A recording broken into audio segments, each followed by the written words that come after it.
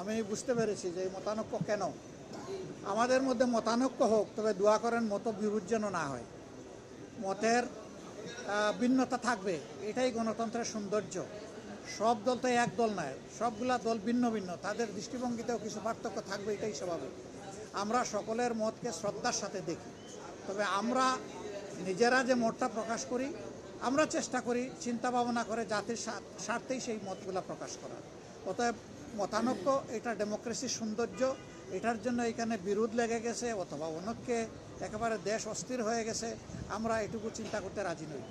না, ওনারা বেঁধে দেয়নি, আমি এটাও শুনেছি ভালো করে। ওনারা অনুরোধ করেছে যে 1 সপ্তাহ সময়ের ভিতরে রাজনৈতিক দলগুলো বসে যদি একটা কনসেনসাসে পৌঁছতে পারে, সরকারের জন্য এটা ভালো। এবং আমরাই সবার আগে আমাদের পক্ষ থেকে আমাদের নায়েবে আমির আহ্বান জানিয়েছেন যে আসুন আমরা খোলামেলা আলোচনা করে আমরা এই সমাধানে পৌঁছি দেশ এবং জাতির স্বার্থে। আমরা আশা করি অন্যরা আমাদের এই আহ্বানকে সাড়া দেবেন ইনশাআল্লাহ।